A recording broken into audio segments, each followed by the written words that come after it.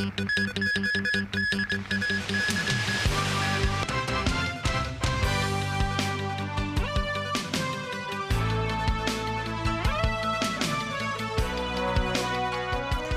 evening and thank you for joining us.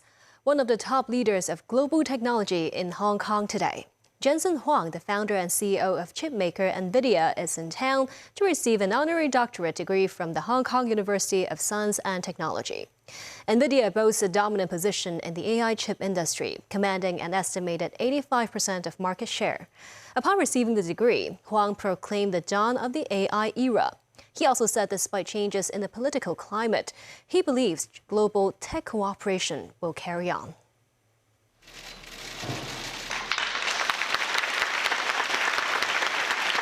Jensen Huang is the founder of Nvidia, a leading supplier of AI chips to many top technology companies worldwide. Huang came to Hong Kong to receive an honorary doctorate of engineering from the Hong Kong University of Science and Technology. Born in Taiwan and having emigrated to the U.S. at an early age, Huang founded Nvidia in 1993, which helped to accelerate the development of artificial intelligence. In his speech, Huang said AI is ushering in a new wave of industrial revolution. The age of AI has started. A game-changing start as well. AI is certainly the most important technology of our time, and potentially of all times. We've had the benefit and the great joy and privilege of watching the amazing technology industry form in China. The whole world is reset. You're at the starting lines with everybody else. An industry is being reinvented. New industries are being created.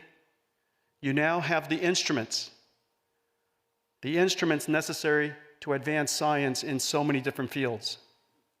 The greatest challenges of our time, unimaginable challenges to overcome in the past, all of a sudden seem possible to tackle. Despite Trump's comeback to the White House and tightening curbs on China's advanced computing products expected, Huang believes they won't affect global tech cooperation. I don't know what's going to happen with the new administration, but whatever happens, we'll balance simultaneously compliance with laws and policies, continue to advance our technology and support and serve customers all over the world. We'll continue to do that, and we'll be able to do that just fine. Huang added Hong Kong's AI development is world-class and AI research papers of Hong Kong universities are among the top most cited globally. Huang said he looks forward to Hong Kong's latest development in the field of AI down the road. Joining Huang in receiving the honorary doctorates was Hong Kong movie legend Tony Leung. Leung hopes the government can increase funding to support the development of the city's movie industry. Also receiving the honorary doctorates were Nobel laureate in chemistry Michael Levitt and American mathematician David Mumford, who is a Fields Medal winner renowned for his work in algebraic geometry. The Kowloon Sports Park held its third test event today, involving some 5,000 participants. Scenarios organized today include authorities handling visitors who carried illegal items while entering the facility's youth sports ground. The trial also covered incidents such as injuries and other emergency situations. Timothy Lee tells us more. The Kowloon Sports Park's third test event once again opened to gloomy weather, but this time it's intentional. 1,000 umbrella-carrying participants in the trial were arranged to test the entry time to the stadium under poor weather conditions. The event, which started at 3:30 p.m., separated all 5,000 participants into smaller groups to test the entry process to the Kowloon Youth Sports Ground. Under today's arrangement, scores of people continue to be escorted by police officers from the Songwon-Toi MTR station to the Kowloon Youth Sports Ground as of this afternoon. In addition to police presence, Secretary for Culture, Sports and Tourism Kevin Yeung also made his way to the sports ground to observe the situation. In the security check scenario, visitors were requested to pass through a metal detector while security personnel searched their belongings. Some participants carrying water bottles and knives were made to discard such items. Wheelchair users were permitted to use a special entry pathway. The entire event was arranged as a stress test for the Kowloon Youth Sports Ground when dealing with its maximum limitation of visitors, as well as cross-departmental communication capabilities. Among the 5,000 participants, 4,500 were civil servants. During the test, St. John ambulance personnel promptly arrived on site to provide assistance during a scenario involving injured individuals. The injured were placed on stretchers before taken away via ambulance. Secretary for Security Chris Tang noted the smoothness of the entire operation, adding that authorities were efficient in handling individuals who carried illegal items into the park. The entire exercise is set to end at around 8:45 p.m. Timothy Lee, TVB News. Hong Kong Disneyland said the number of visitors from Southeast Asia increased by 15% in the past 3 months year-on-year. The park said the number of guests from Southeast Asia and India increased by 20% compared with pre-pandemic periods. The proportion of guests from the international market staying at Disneyland hotels also surged by nearly 50% year-on-year. It added tourist numbers from Indonesia and Malaysia could peak around spring next year. Meanwhile, Disneyland is offering Muslim guests with more Muslim-friendly facilities and menus at the park and their hotels. They include halal-certified menus at the hotels. There is a quiet room at Mystic Point for prayers and meditation, with a Qibla directional sign inside, so guests will know where to face during the prayers. A total of 502 people were named in this year's honors list for their contributions to Hong Kong. The award ceremony was held at Government House today.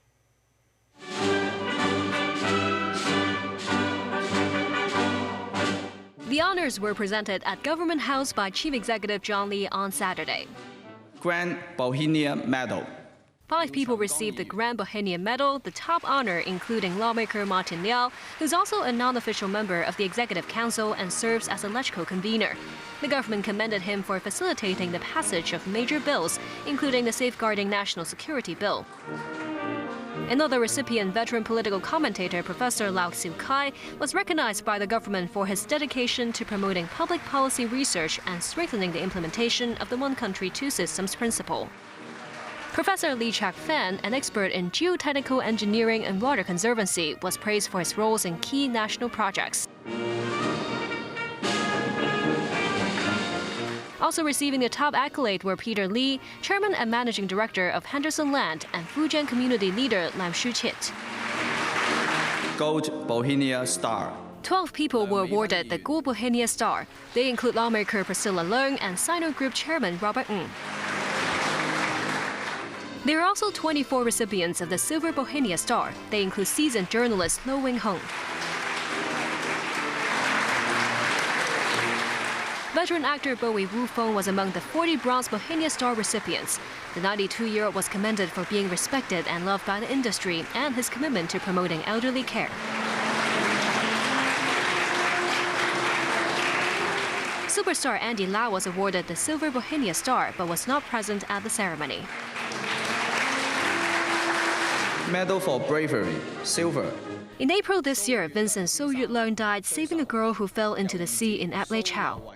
The citizen was posthumously awarded the Silver Medal of Valor in recognition of his gallantry and selflessness. The honor was received by his son. The expansion work for the Legislative Council complex has been completed. Lawmakers could begin moving into their new offices starting today. The complex's expansion from 10 to 14 floors aimed to facilitate the increased number of lawmakers. LegCo President Andrew Leung was seen thanking the construction team for completing the project days ahead of schedule. Unlike the previous offices, the latest additions applied the Modular Integrated Construction Method, otherwise known as MIC. This, as the garden located on the complex's 11th floor, is expected to be completed next March. Hong Kong's twin panda cubs celebrate their 100 days after being born at Ocean Park. Ocean Park also revealed that the 2 giant pandas, Anan and Keke, being gifted by Beijing, will greet the public next month at the earliest. Many visited Ocean Park today, donning panda headbands or carrying panda plushies in celebration of the pandas 100 days old. Visitors also received red eggs, which are served to celebrate the birth of the twin cubs. For the first time, Ocean Park broadcasts a panda baby's life. The older sister, weighing 5.3 kilograms now, seen fast asleep. Then the younger brother, now weighing 5.5 kilograms, could be seen trying to move closer to his sister. The government said it will host a series of activities to promote the panda economy alongside the tourism board. They include TV promotion videos, outdoor advertisements, and carnivals.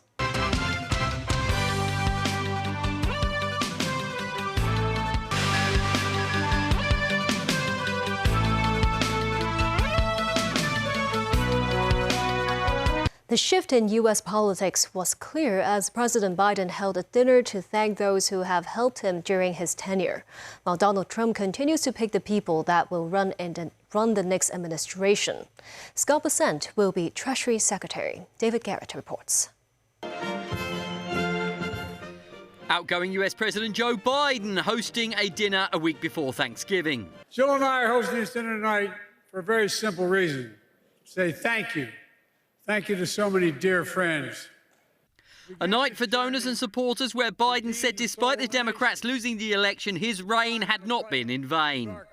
We never could have gotten as much done as we did without you. And that's not hyperbole. I mean it from the bottom of my heart. Maybe the most important thing you've done is lend your name, your reputation, your character to this effort. It's more than just saying we're for that administration. You put yourself on the line. Applause for the man who stepped aside, for the man who picked Kamala Harris, for the man who was on the losing side that was trounced by Trump. Serving as President of the United States has been the honor of my life. Biden urged Democrats to believe there will be better days ahead. That's because in the history of the journey of America, the America of our dreams, is calling us to stay engaged, to never give up. Soon it will be Donald Trump's time again. The president-elect will be in the White House in January. His cabinet is taking shape. Billionaire hedge fund manager Scott Bessent is to be Treasury Secretary. The 62-year-old Trump donor was a sharp critic of Biden's economic policy and alarming government spending. This came hot on the heels of Pam Bondi being named U.S. Attorney General after Matt Gaetz withdrew after damaging allegations related to sexual relationships, which he denies. As Trump met NATO Secretary General Mark Rutte in Florida, Trump chose Alex Wong as Principal Deputy National Security Advisor. Trump noted in his first term, Wong was not only in charge of East Asia and Pacific affairs, but also assisted him in talks with North Korean leader Kim Jong-un. David Garrett, TVB News. The United Nations annual climate talks pushed into overtime in Baku, Azerbaijan on Saturday under a cloud of anger and disappointment. This as negotiators at COP29 fell well short of a deal on money for developing nations to curb and adapt to climate change.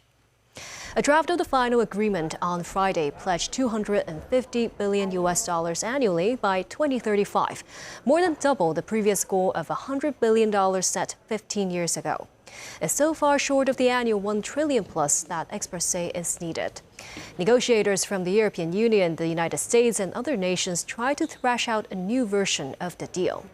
Some experts say that without enough money, poorer countries suffering the effects of climate change will be hit even harder by floods, droughts, and extreme heat. And in Hong Kong, some youngsters also had a special flying experience. In support of the government's Drive and Rise program, Cathay Pacific took more than 180 students and mentors to the sky. Celine Chen was on the flight. Students stopped by the boarding gate for a selfie right before they took off, and this flight's destination was pretty close. This Boeing 777 plane carried 180 students and mentors off this Drive and Rise program, and they enjoyed a flight in the skies above Hong Kong. It was most of the participants' first plane ride. Does it feel different looking down from above? At this traveling, I saw many special views of the Hong Kong, and I'm excited to see the skies of the Hong Kong. Although the entire journey only lasted for 90 minutes, students could still enjoy the full flight experience, including the in-flight meal. Chief Secretary Eric Chen gave out souvenirs to participants on the plane.